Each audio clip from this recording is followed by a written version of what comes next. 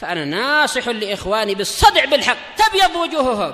السكوت في مسألة الحزبية يضرها، فاصدع بما تؤمر وأعرض عن المشركين. سلامي على دماج ورجالها والشيخ يحيى ودار العلم يا سعد بانيها. Bismillahirrahmanirrahim. Alhamdulillah wassalatu wassalamu ala Rasulillah wa ala alihi wa ashabihi wa mawalah, amma ba'd. Ikhwanil kiram rahimani wa rahimakumullah. Kita masih pada syubhat demi syubhat yang dibawakan oleh mereka-mereka yang merayakan Maulid, yang dari masa ke masa ikhwan semakin banyak dan terus-menerus bermunculan tambahan-tambahan kemungkaran demi kemungkaran yang melebihi peringatan-peringatan awal. Cuman syubhat-syubhat mereka juga apa? Syubhat-syubhat yang sama. Cuman terkadang syubhatnya diolah, dikemas dengan lebih bagus, dengan ungkapan yang lebih halus, sehingga semakin menipu manusia. Dan mengetahui syubhat kemudian mempelajari bagaimana membongkarnya dan menangkalnya merupakan perkara penting. Karena apa? Karena siapa saja yang tidak paham suatu syubhat rentan untuk dia termasuki olehnya dalam keadaan dia tidak menyadari. Makanya kata Syekhul Islam rahimahullah ta'ala ketika menasihati muridnya Ibnul Qayyim, nah, beliau katakan la taj'al qalbaka kal isfinjah. Jangan kamu jadikan hatimu seperti spon. Kenapa?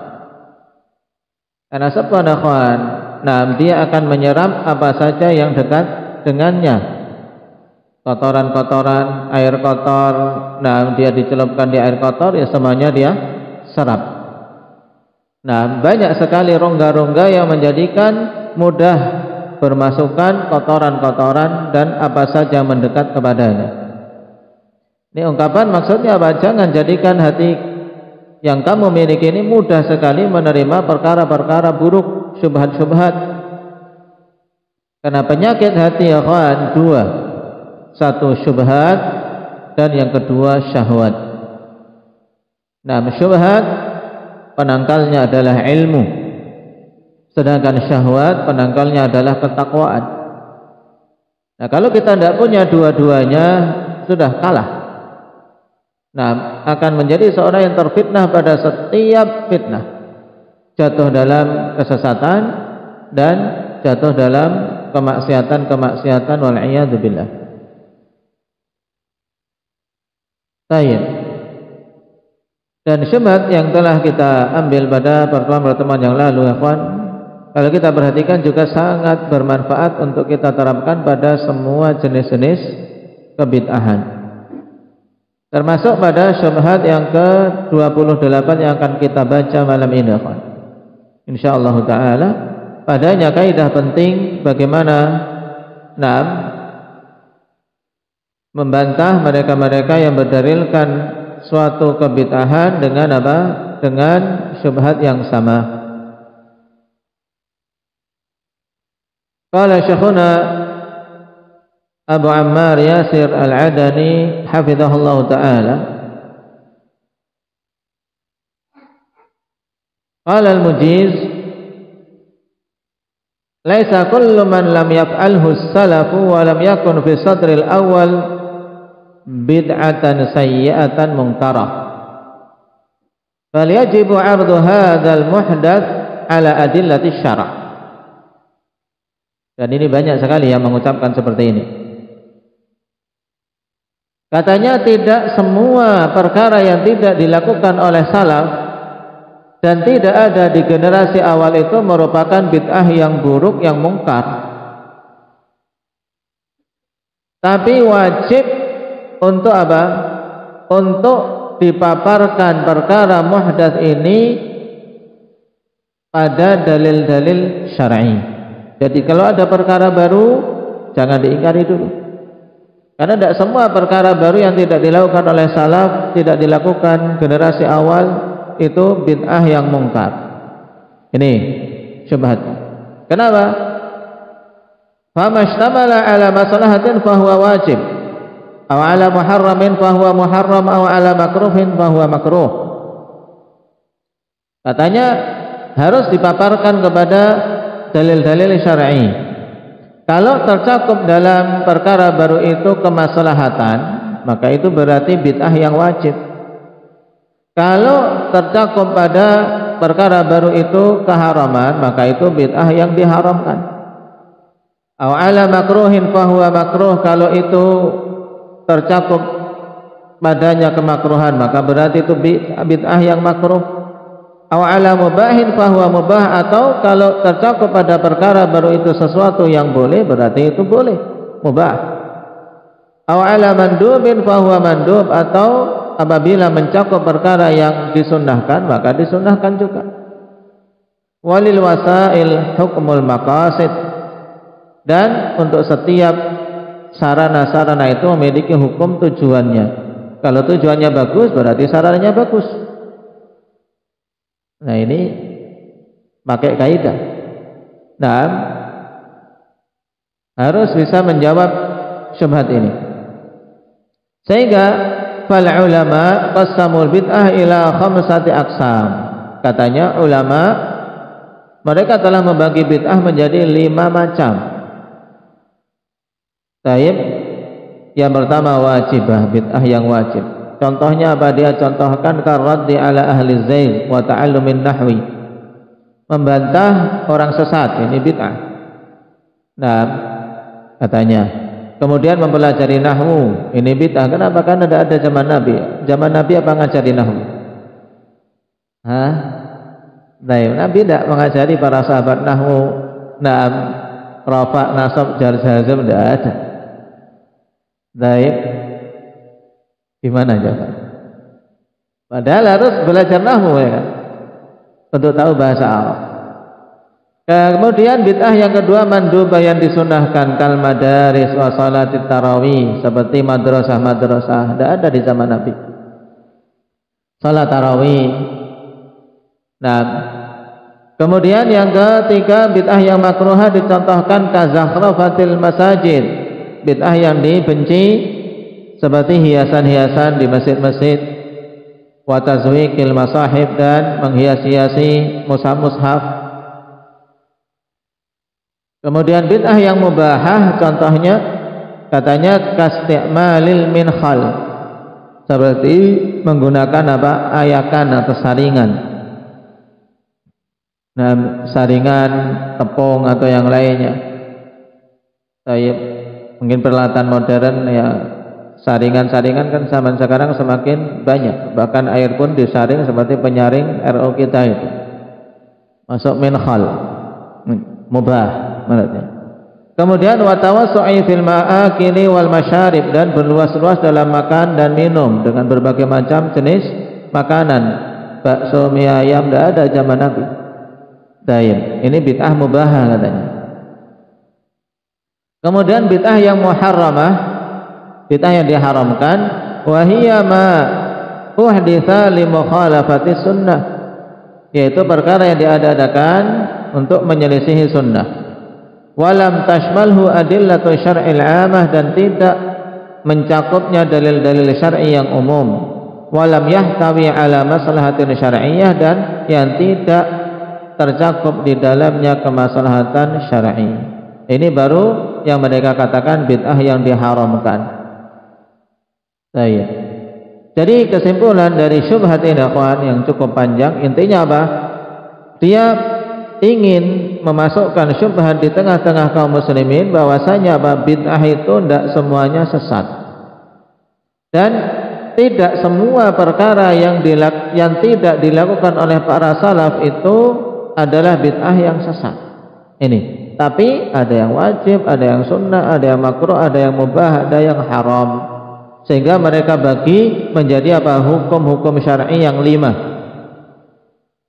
Baik. Nah, bagaimana menjawabnya? Kita jawabi alaika min salasati wujuh. Jawabanku atas syubhatmu ini dari 3 sisi.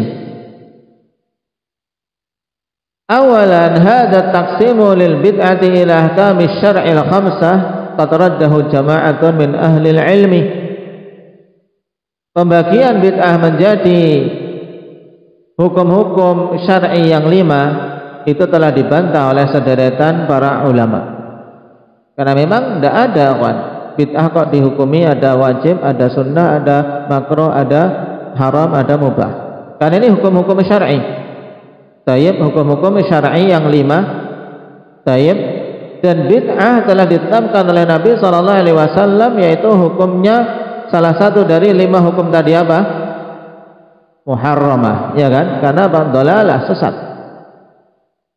Sehingga dari contoh-contoh yang disebutkan tadi kemungkinannya itu adalah bukan bid'ah yang syar'i yang diperingatkan oleh Nabi SAW.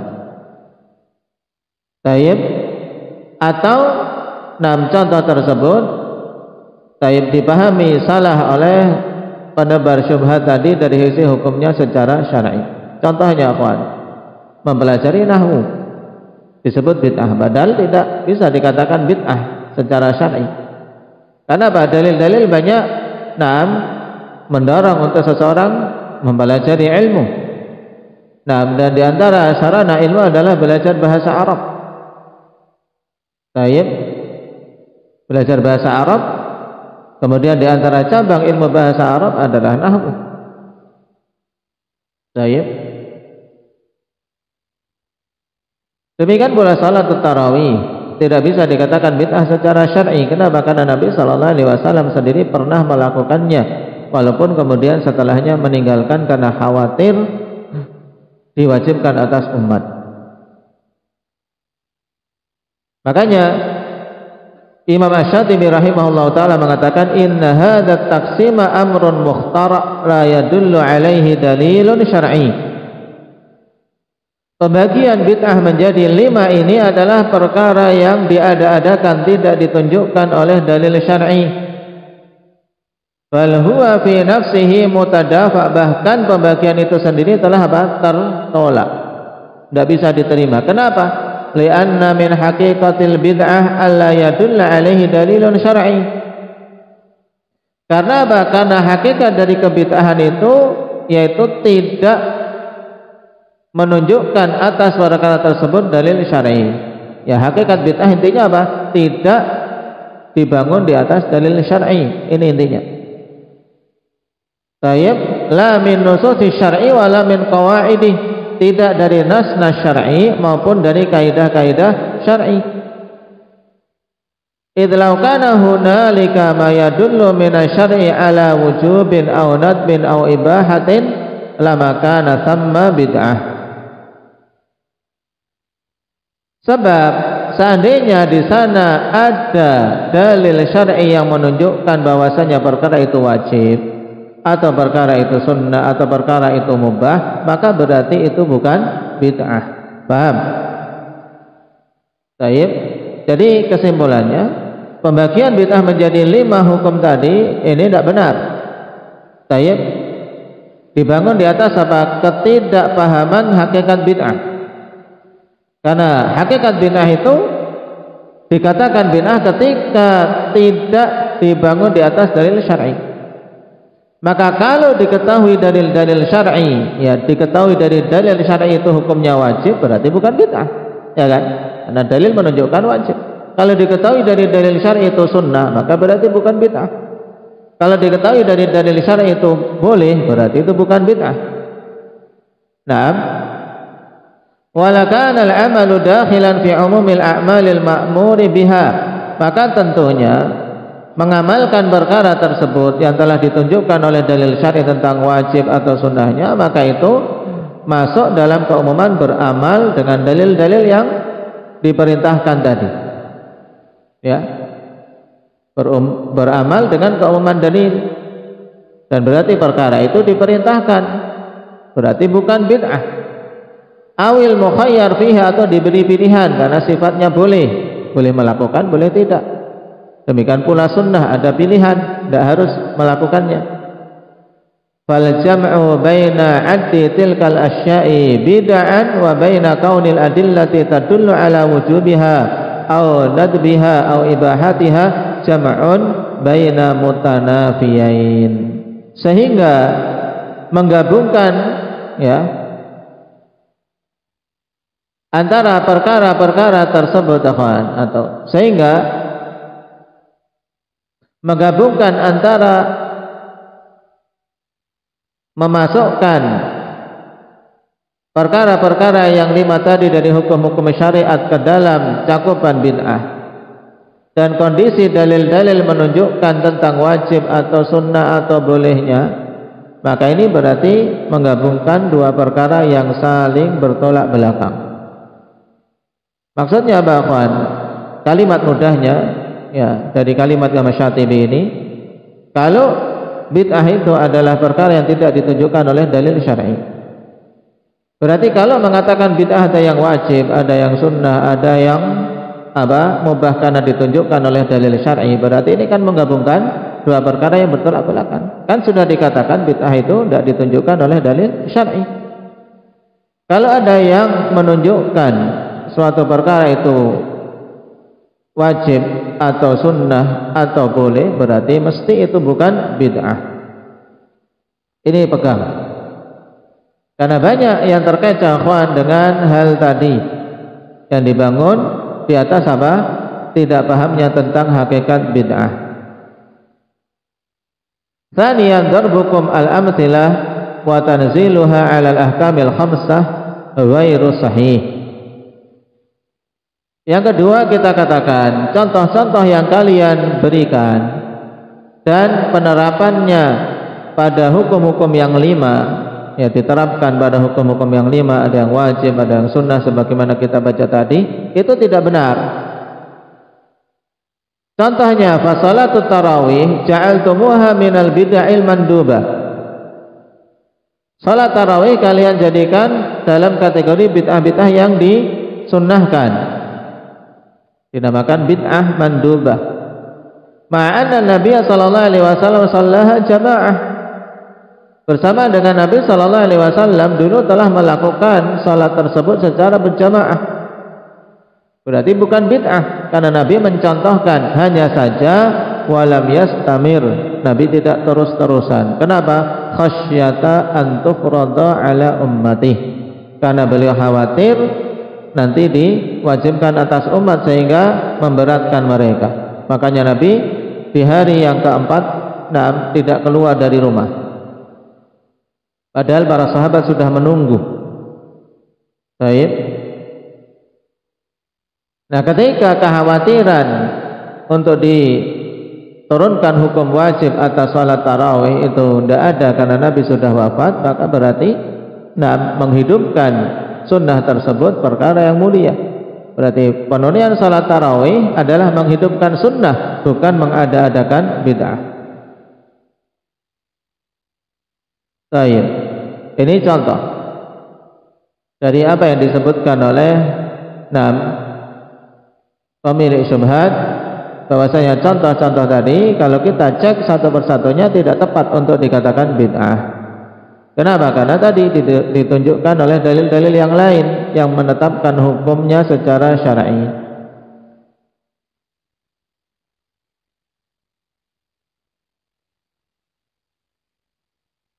Baik. Barakallahu fiikum. Kemudian untuk jawaban yang ketiga berkaitan dengan pembahasan usulul fiqh ikhwan tentang maslahah mursalah. Al-masalih al-mursalah yang banyak dijadikan sebagai apa?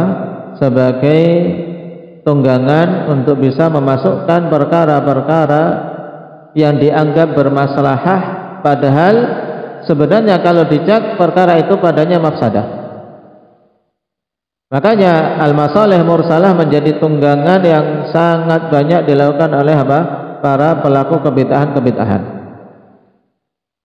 Baik.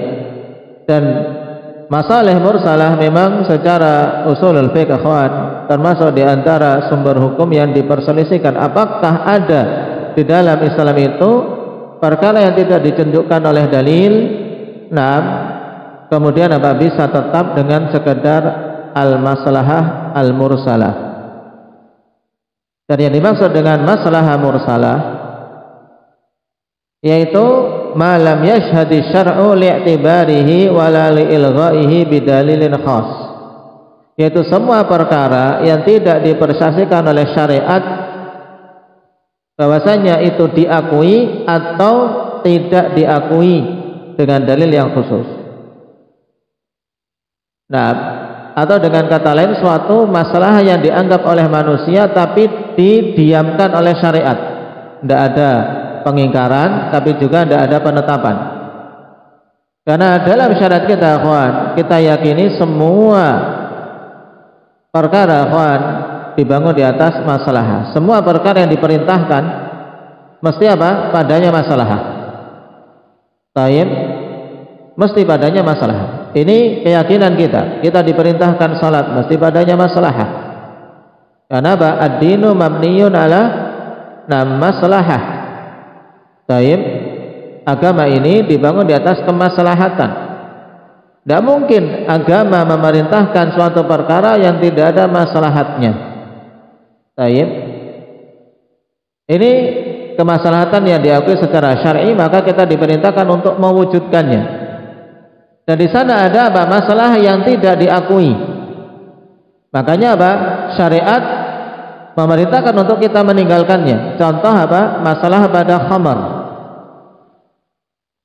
Para peminum khamar menganggap pada khamar masalah membuat tubuh hangat. Naam. Dan syariat pun memberikan isyarat ada masalah sedikit, cuma dibandingkan madaratnya jauh lebih besar, makanya apa? Tidak dianggap kemaslahatan tersebut.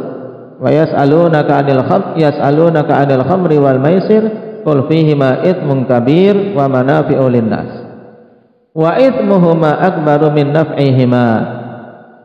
Pada khamr itu ada masalah, baik, ada dosa besar dan ada kemaslahatan bagi manusia, ada manfaat. Cuman kata Allah, wa ithmuhuma akbaru min naf'ihima, dosanya lebih besar, mafsadahnya lebih besar, makanya tidak dianggap maslahat yang ada. Maka berarti khamar wajib ditinggalkan. Ini masalah mulghah, masalah yang tidak diakui dalam syariat. Baik. Dan itu biasa ditunjukkan oleh dalil-dalil bahwasanya perkara ini dilarang, diharamkan.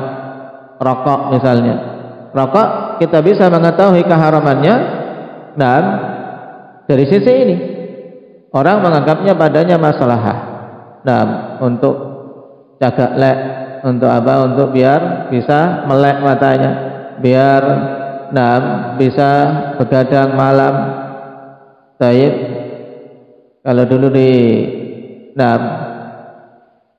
pondok-pondok yang santrinya suka merokok, kalau tidak merokok, tidak masuk baca kitab. Jadi kalau mau pintar baca kitab merokok, makanya anak-anak awal-awal pun masuk ya belajar pondok itu pertama kali belajar merokok. Karena kiainya ngajari merokok juga. Sebagian ilmu-ilmu masuknya lewat merokok. Cepat masuk belajar baca kitab, ini dari syaitan. Nah, maksudnya apa? Nah, masalah tersebut mulghah, tidak diakui dalam syariat. Kenapa? Karena dararnya jauh lebih besar dan kemudaratan dan mafsadah diakui oleh mereka-mereka yang ahli juga dari fakta yang ada. Penyakit-penyakit yang muncul, bahkan pembuatnya sendiri juga mengatakan ini menjadi penyebab kanker, penyebab kematian, bahkan bukan penyebab, langsung mengatakan merokok membunuhmu, merokok membunuhmu, ya kan? Lebih sangar lagi kalimatnya. Ini dari yang membuat. Maka berarti masalah yang dianggap oleh manusia tidak diakui.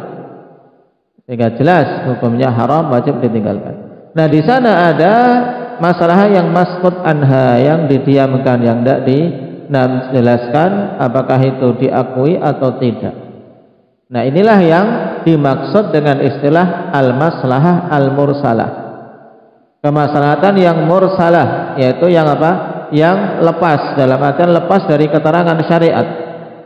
Taib, lepas dari dalil-dalil yang khusus yang menunjukkan apakah itu diakui di dalam syariat kemudian diwujudkan, ataukah kemasalahan itu tidak diakui sehingga kita tinggalkan. Ini yang dimaksud dengan maslahah mursalah. Nah, kebanyakan akhwan dalam memasukkan kebid'ahan masuk dari jalur ini. Oh, ini maslahah mursalah. Maksudnya apa? Padanya kemaslahatan walaupun tidak diterangkan oleh syariat. Taib. Padahal syariat kan upayanya untuk berusaha mengambil kemaslahatan dan mewujudkannya serta menolak mafsadah sejauh mungkin. Nah, disitulah terjadi khilaf di kalangan para usuliyin, apakah masalah mursalah dianggap atau tidak sebagai sumber untuk menetapkan suatu hukum ini dibolehkan dan tidak dibolehkan. Baik.